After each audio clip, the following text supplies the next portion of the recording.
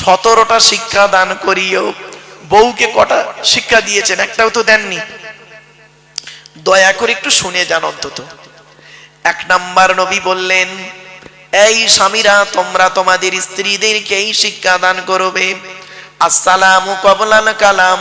স্বামী স্ত্রী যখন কথাবার্তা বলবে একে অপরকে সালাম দেওয়া নেওয়া করবে, আল্লাহর রহমত মহব্বত ভালোবাসা আল্লাহ বাড়িয়ে দেবে।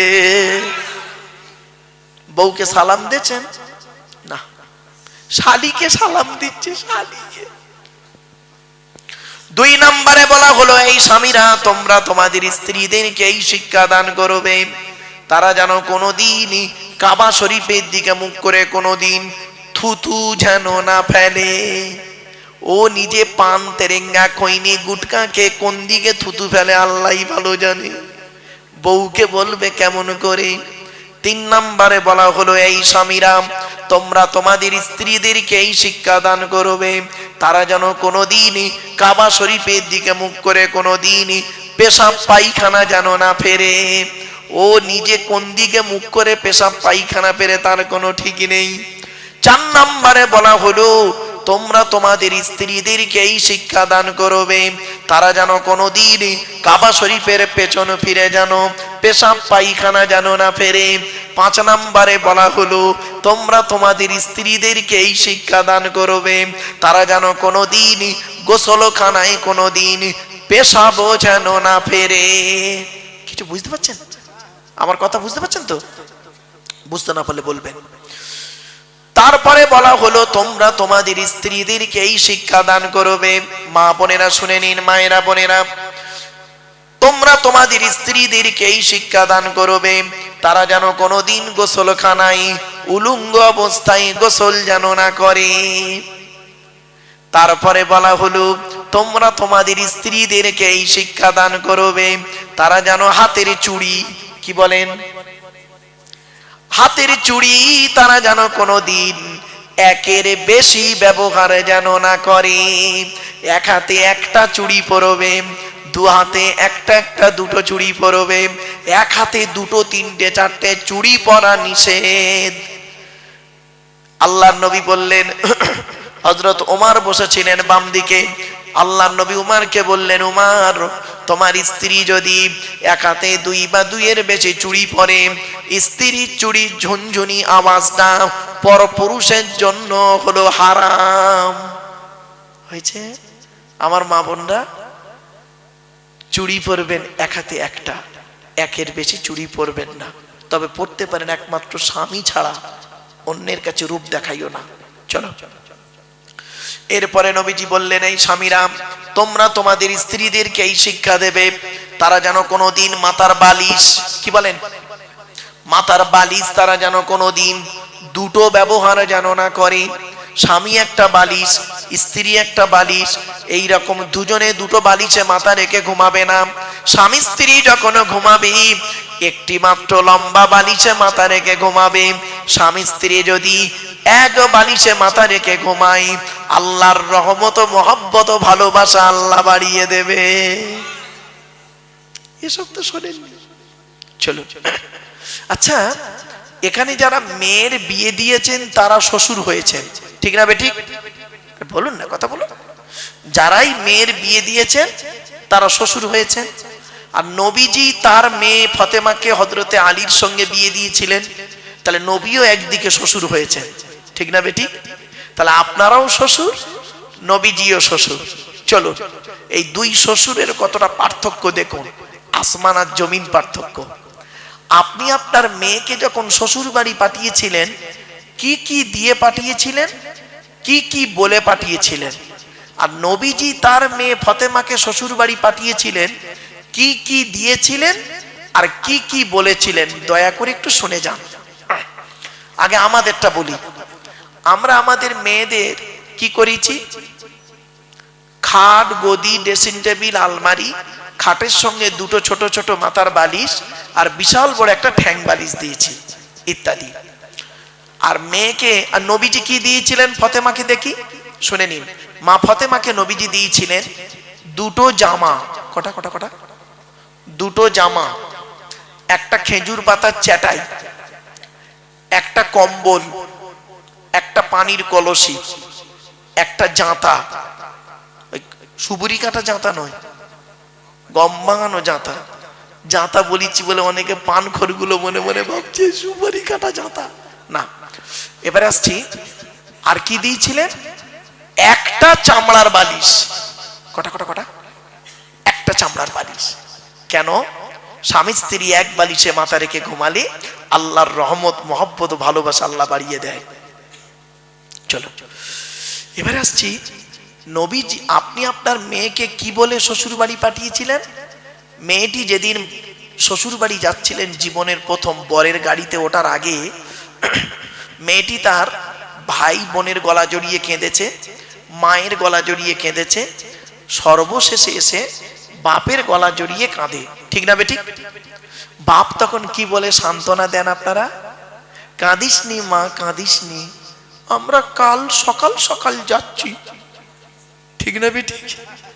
এটাই তো বলেন। আর নবীজি কি বলেছেন শুনুন, চমকে যাবে। আমার মা বোনেরা সব শুনছে, হ্যাঁ মা বোনেরা শুনে নিন। নবীজি কি বলেছিলেন? নবীজির বেটি ছোট মেয়ে ফতেমা যখন শ্বশুর বাড়ি যাচ্ছিলেন, আলীর বাড়িতে জীবনের প্রথম যাচ্ছেন, নবীকে ফতেমা বলছেন, আব্বা জান আজ আমি শ্বশুর বাড়ি যাচ্ছি,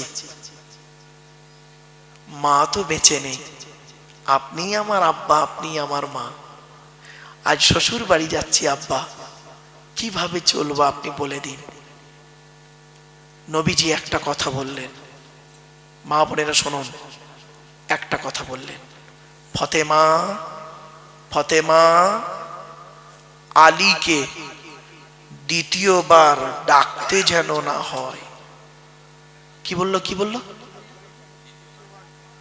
আলীকে দ্বিতীয়বার ডাকতে যেন না হয়। তার মানে কি? এক ডাকে সাড়া দেবে, এক ডাকে সাড়া দেবে। তো মা ফতেমা বললেন, জি আব্বা জান, আমি স্মরণ রাখবো কথাটা মরণ পর্যন্ত। ব্যাস, মা ফতেমা যতদিন বেঁচে ছিলেন হযরতে আলীর এক ডাকে সাড়া দিতেন। একদিনের একটা ছোট্ট ঘটনা শুনে নিন, চমকে যাবেন। দেখুন, হযরত আলী একদিন নবীজির দরবার থেকে বাড়ি আসছে, অনেক রাত হয়ে গেছে, হাসান হুসাইন বাড়িতে আছে, বাচ্চা বাচ্চা ছেলে। হযরত আলী রাস্তা দিয়ে আসছে আর মনে মনে ভাবছে, হেস, আজকের এত রাত করে ফেললাম, ঠিক হলো না। ফতেমা জেগে আছে, হাসান হুসাইন বাচ্চা দুটো আছে।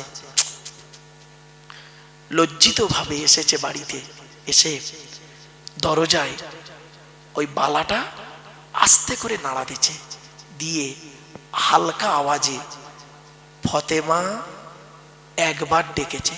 সঙ্গে সঙ্গে মা ফতেমা লাব্বাইক বলে দরজা খুলে দিয়েছে।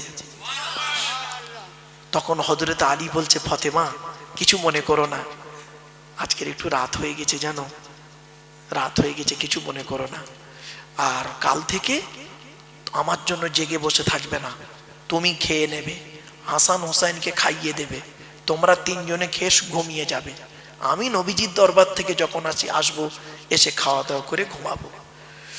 কথাটা শোনার পরে মা ফতেমা কি বলেছিল জানেন? শুনে নিন আমার মা বোনরা, ভালো করে শুনে নিন। মা নবীজির বেটি ফতেমা কি বলেছিলেন শুনে নিন। এটা হলো আমার মায়ের স্বভাব, বাপের অর্ডার, মায়ের স্বভাব, বাপের অর্ডার। হযরত আলী চমকে গেলেন, আচ্ছা মায়ের স্বভাব বাপের অর্ডারটা কি? তা বলছে, আমার মা খাদিজা, আমরা হলাম 7 ভাই বোন। ক ভাই বোন? নবী 7টা ছেলে মেয়ে, 3টে পুত্র সন্তান, 4টে কন্যা সন্তান। তো আমরা হলাম 7 ভাই বোন। 3 ভাইকে আল্লাহ বাল্যকালে ডেকে নেয়, 4 বোন জয়নাব, রুকাইয়া, উম্মে কুলসুম, আমি ছোট মেয়ে ফতেমা। আমি ফতেমা আমার মা খাদিজাকে আমি নিজে চোখে দেখেছি, আমি নিজে চোখে দেখেছি আমার মাকে। কি? আমার মা আমাদের 4 বোনকে খাইয়ে শুইয়ে দিয়ে আমার মা খাদিজাকে দেখেছি আব্বাজান যতক্ষণ না বাড়ি ঢুকতেন ততক্ষণ পর্যন্ত ঘুমানো তো দূরের কথা, খেতেন না, দরজা লাগিয়ে দাঁড়িয়ে দাঁড়িয়ে আল্লাহর কোরআন তেলাওয়াত করতেন, আল্লাহ আল্লাহর জিকির করতেন। যত রাত হোক না কেন আমার আব্বাজান যখন বাড়ি ঢুকতেন, আব্বাজান খালি একবার ডাকতেন, একবার খাদিজা বলে ডাকতেন, একবার খাদিজা বলে ডাকতেন, সঙ্গে সঙ্গে আমার আম্মা জানকে দেখেছি লাব্বাইক ইয়া রাসূলুল্লাহ বলে দরজা খুলে দিতেন। এই অভ্যাসটা আমি মায়ের থেকে শিখে নিয়েছি। আপনার মেয়ে আপনার জামাইয়ের জন্য করে, আসলে আপনার বউ তো আপনার জন্য করে না, তা আপনার মেয়ে করবে কি করে? ডাইসটাই তো খারাপ, ডাইসটাই তো খারাপ। বাড়ি থেকে ভাববেন মা বোনেরা, খালি নাম ফতেমা দিলে হয় না, নাম রোকেয়া দিলে হয় না, নাম খাদিজা দিলে হয় না, কাম করা লাগে, ঠিক না বেটি? চলো তারপরে বলছে বাপের অর্ডারটা কি? বলছে যেদিন আমি আপনার বাড়িতে আসি সেই দিন আমার আব্বাজান বলেছিলেন আলীকে দ্বিতীয়বার ডাকতে যেন না হয়, তা আমি মরণ পর্যন্ত চেষ্টা করে যাব আপনার এক ডাকে সাড়া দিতে। জোরে বলুন সুবহানাল্লাহ। আমার মায়েরা বোনেরা, স্বামী কি জিনিস, স্বামী কি জিনিস সেই দিন বুঝতে পারবেন যেদিন স্বামী আপনার পৃথিবী ছেড়ে চলে যাবে। বাপের বাড়িতেও ঠাঁই নেই, ছেলের ঘরেও আশ্রয় নেই, মেয়ের ঘরেও জায়গা নেই, স্বামীর বাড়িটাই হলো তোমার বাড়ি। মনে রেখো, স্বামীকে গালি দিয়ে, স্বামীকে অপমান করে তুমি শান্তি থাকতে পারবে না। শুনে নিন, একজন পুরুষ চারজনকে খুশি করলে জান্নাতি। হে পুরুষ, তুমি তোমার রব আল্লাহকে খুশি করো, অর্থাৎ কোরআন মোতাবেক জীবন যাপন করো। 2 নাম্বার, হে পুরুষ তুমি তোমার নবীকে খুশি করো, হাদিস মোতাবেক জীবন যাপন করো। 3 নাম্বার, পুরুষ তুমি তোমার জন্মদাতা বাপকে খুশি করো। 4 নাম্বার, পুরুষ পেটে ধরা মাকে খুশি করো। এই চারজনকে যদি খুশি করতে পারে কোনো পুরুষ, সে জান্নাতি। আর একজন নারী 3 জনকে খুশি করলে জান্নাতি। হে নারী, তুমি তোমার রব আল্লাহকে খুশি করো। হে নারী, তুমি তোমার নবীকে খুশি করো, নবীর হাদিস মোতাবেক জীবন যাপন করো। 3 নাম্বার, হে নারী, তুমি তোমার স্বামীকে খুশি করো। কোন হকের উপরে কোন স্বামী যদি তার স্ত্রীর উপরে নারাজ থাকে, আল্লাহ নারাজ হয়ে যাবে। মা বোনেরা বলে যাচ্ছি, শুনে নিন। নবীজি বললেন কয়েক শ্রেণীর নারী হলো জাহান্নামী, নামাজ পড়ে রোজা রেখে কোরআন পড়ে জাহান্নামে যাবে। কয়েক শ্রেণীর নারী কে কে? 1 নাম্বার, ওই নারী পড়ে রোজা রাখে, হজও করেছে, কিন্তু স্বামীর সঙ্গে যখন কথা বলে মেজাজ দিয়ে কথা বলে, ওই নারী নামাজ রোজা ইবাদত কবুল হবে না। 2 নাম্বার হলো ওই নারীর প্রতি আল্লাহর গজব পড়বে যে নারী স্বামীর দুর্নাম বদনাম অন্যের কাছে করে বেড়ায়। 3 নাম্বার হলো ওই নারী যে নারী স্বামী থাকতে অন্য পুরুষের সঙ্গে পরকীয়ায় লিপ্ত হয়। 4 নাম্বার হলো ওই নারী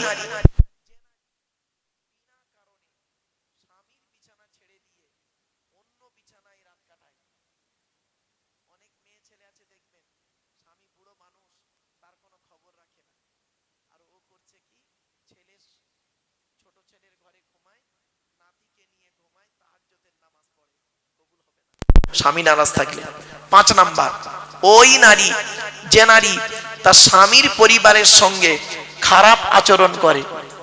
স্বামীর পরিবারকে, স্বামীর বাপ, স্বামীর মা, স্বামীর ভাই, স্বামীর বোন। মা বোনদের বলে যাচ্ছি খবরদার, অনেক মেয়ে ছেলে আছে দেখবেন স্বামীকে খুব ভালোবাসে, স্বামীর বাপ ভাইয়ের দেখতে পারে না, স্বামীর মানে ভাই বোনকে দেখতে পারে না। ওর বাপ ভাই গেলে দেখবেন আদর আপ্যায়ন খুব হয়, আর স্বামীর বাপ ভাই গেলে কোনো গুরুত্ব থাকে না। ওই নারী হলো জাহান্নামী নারী। 6 নাম্বার হলো ওই নারীর প্রতি আল্লাহর গজব, জাহান্নামী নারী যে নারী তার স্বামীকে বলে তোমার সঙ্গে বিয়ে হয়ে আমার জীবন নষ্ট হয়ে গেছে, আমার মতো মেয়ে বলে তুমি বেঁচে গেলে, অন্য কেউ হলে বুঝতে পারতে। ওই নারীর প্রতি আল্লাহর গজব। বাপেরা বাড়িতে গিয়ে ভাববেন, আমার মা বোনরা এই জিনিস থেকে সরে থাকুন। নারীদের সম্পর্কে বলে গেলাম, শুধু তাই নয়, অনুরোধ করে বলে যাচ্ছি এই কথাগুলো মূল্যায়ন করুন। তাই 1 নাম্বার নবী বললেন কিয়ামতের মাঠে তোমাকে প্রশ্ন করা হবে স্বামী হিসাবে কতটা দায়িত্ব পালন করেছো, স্ত্রীর কতটা হক আদায় করেছো। শুনে রেখে দিন, স্ত্রীর পিতামাতার গালি দেওয়া হারাম। স্ত্রীর পিতামাতাকে, শ্বশুর শাশুড়ির গালি দেওয়া হারাম। এই কোরআনে আছে 250 রকমের হারাম। কত কত কত? 250 রকমের হারাম আছে, আর 250 রকমের হালাল আছে। তার মধ্যে একটা হারাম কি জানেন? স্ত্রীর পিতামাতার গালি দেওয়া। অনেক সময় কি করেছেন আপনি মনে আছে? ঈদের দিনে স্ত্রী খাবার তৈরি করতে একটু দেরি করে ফেলেছে বেচারা, আপনি করলেন কি তাকে ঈদের দিনে মা মাসি তুলে গালাগালি করলেন, মরা বাপটাকে কবর থেকে তুলে আনলেন, মরা মাটাকে কবর থেকে তুলে আনলেন, এনে আপনি গোসল করে নতুন জামা কাপড় পরে আতর সুরমা মেখে ঈদের নামাজ পড়ে ইমাম সাহেবের বুকে বুকে মিলছেন। হ্যাঁ, আপনি ভাবলেন আপনার ঈদের নামাজ কবুল হয়ে গেছে। এত সোজা নয়, এত সোজা নয়, বাড়ি থেকে ভাববেন। এরপরে নবীজি বললেন তোমরা তোমাদের স্ত্রীদের হক আদায় করো। তুমি নামাজ পড়বে, স্ত্রীকে নামাজের তাকিদ দেবে, স্ত্রীকে রাতের বেলা ঘুম থেকে তুলবে। ছোট্ট একটা উদাহরণ দিচ্ছি, আপনাদের এখানে গ্রামে যে মসজিদ আছে, ফজরের নামাজে কম লোক হয় না বেশি লোক হয়? বলুন না, বলুন। কম হয়। দেখবেন এই জলসা কমিটি পেরে যাবে, কালকেই ফজরের নামাজে লোক ভর্তি হয়ে যাবে। এই জলসা কমিটি পারবে একটা কাজ করলে। বলবো, জলসা কমিটির লোকেরা যদি বলে মাইকে যে আজ থেকে ফজরের নামাজ পড়ার জন্য যদি কোনো স্ত্রী তার স্বামীকে ফজরের নামাজে যদি তুলে না দেয়, ওই স্বামী যদি দ্বিতীয় কোনো মেয়েকে বিয়ে করে, সমস্ত বিয়ে খরচা জলসা কমিটি দেবে।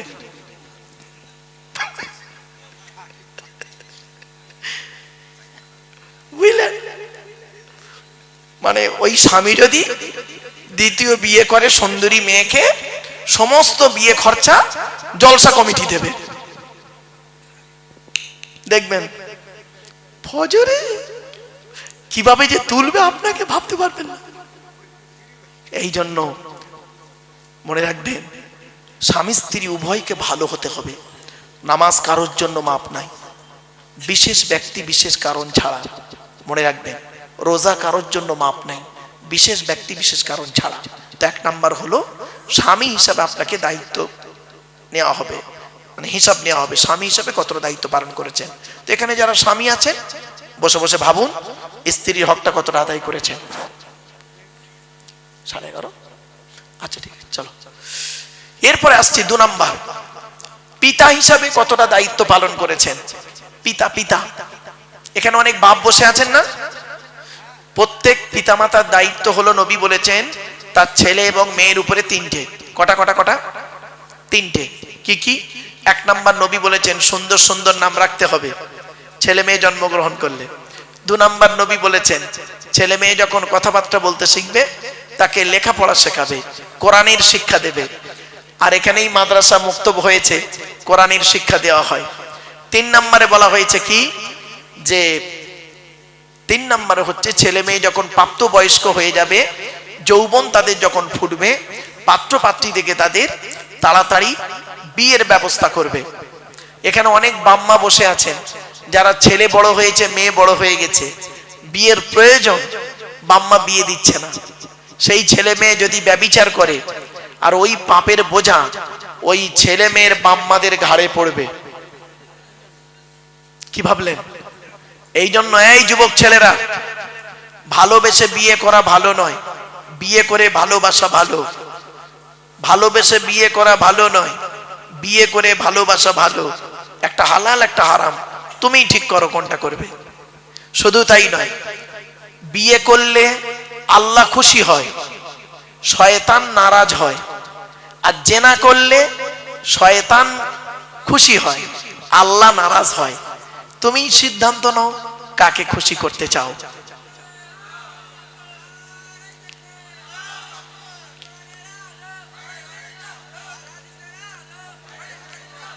আমার বাপেরা, আলহামদুলিল্লাহ, যে বক্তার অপেক্ষায় আপনারা ছিলেন তিনি এসে গেছেন। তার জ্ঞানগর্ভ বক্তব্য আপনারা শুনবেন। আমি আপনাদের কাছে আর কয়েক মিনিট কথা বলবো বাবা, আর কয়েক মিনিটের মধ্যেই তিনি চলে আসবেন। এই 10টা কথা টপ টপ করে শুনে নেন। 1 নাম্বার হলো স্বামী হিসাবে, 2 নাম্বার হলো পিতা হিসাবে, 3 নাম্বার হলো ছেলে হিসাবে পিতামাতার কতটা হক আদায় করেছেন। এখানে বসে বসে ভাবুন, বাপের নামে দান খয়রাত করেননি, বাপের নামে কোনোদিন ফকির খাওয়াননি, বাপের রেখে যাওয়া সম্পত্তি জলকর ভোগ করছেন, বাপের কবরটা জিয়ারাত করেননি। নবীজি বলেছেন, জুম্মার দিনে যদি কোনো ছেলে তার বাপ আর মায়ের কবরটা জিয়ারাত করে, ছেলের দুয়ার ওসিলায় বাম্মার কবরটাকে আল্লাহ পাক আলোয় আলোকিত করে দেয়।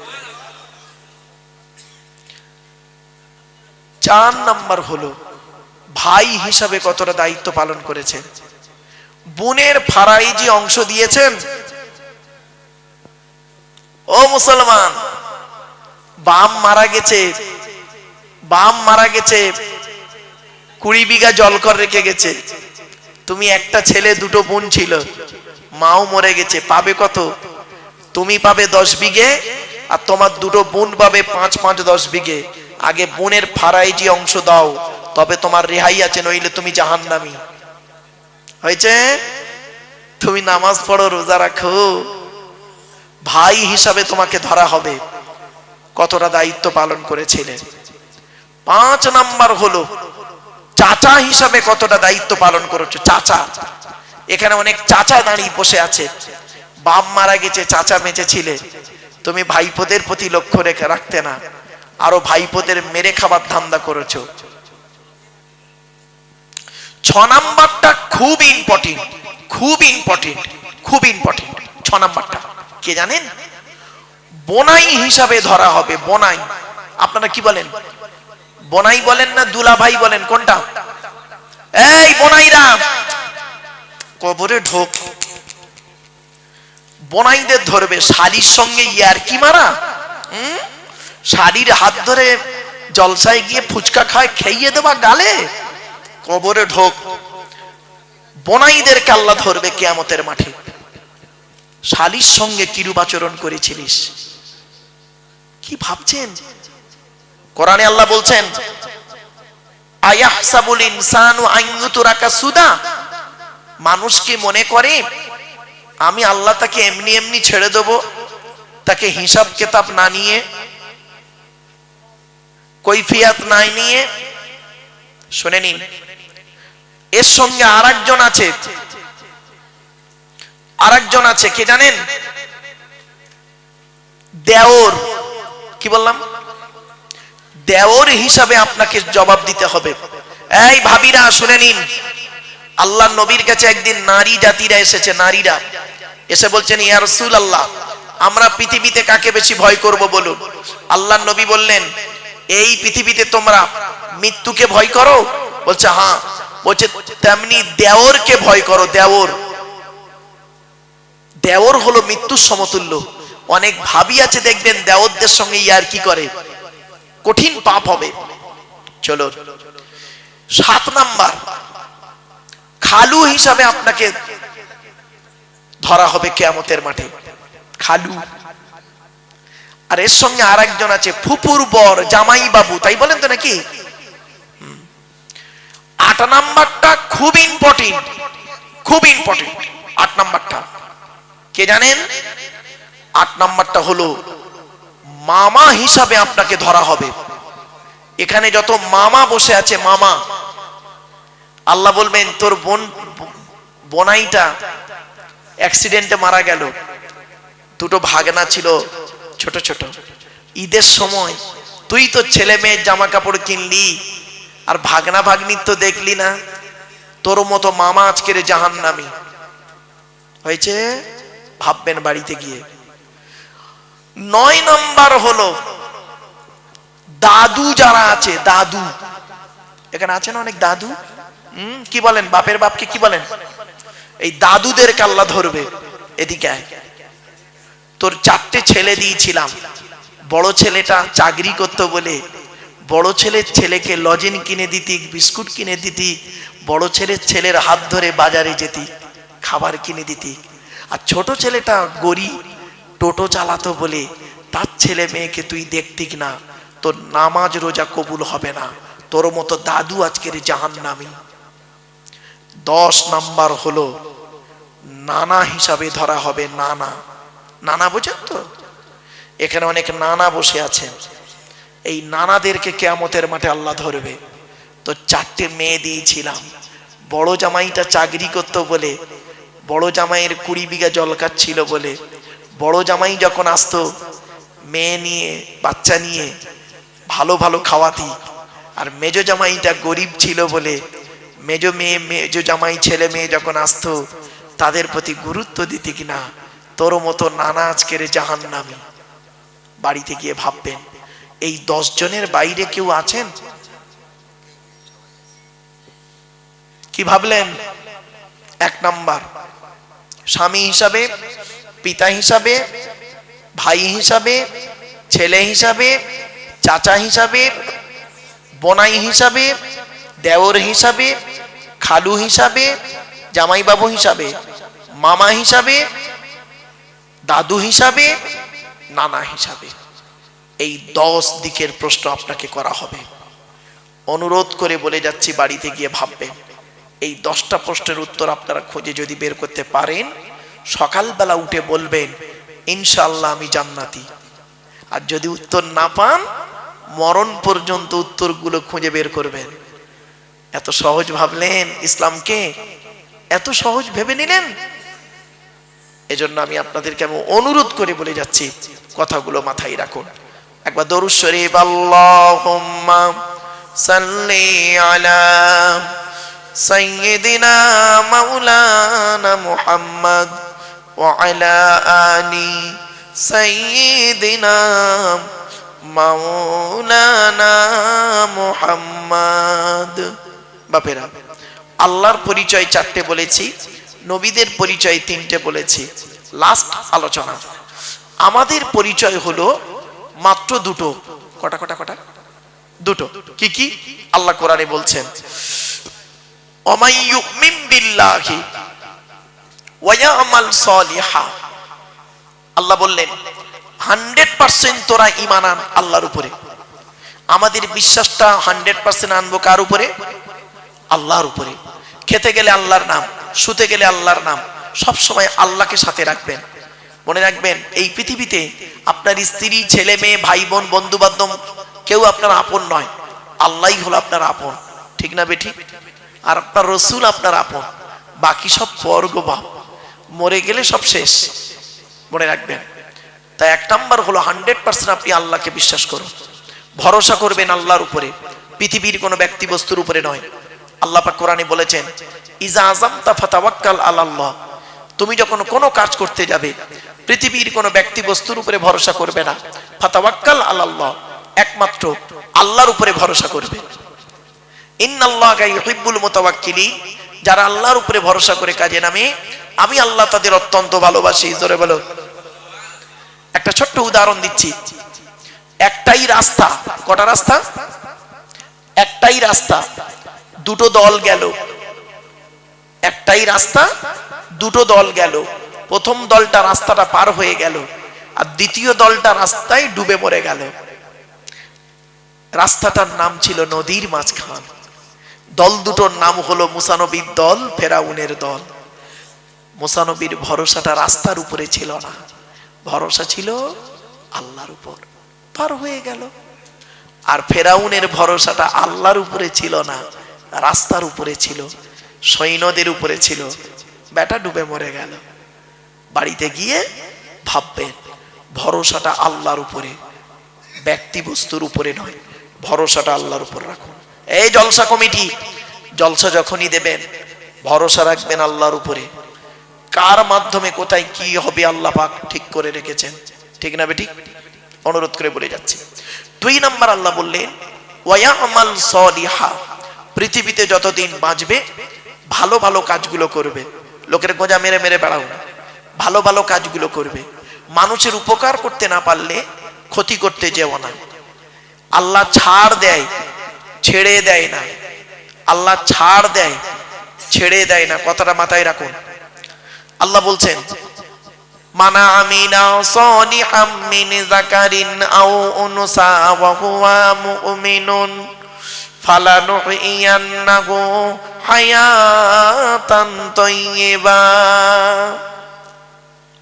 14 নম্বর পারা 17 নম্বর পৃষ্ঠার একেবারে 8 নম্বর লাইন, সূরার নাম সূরা নাহাল।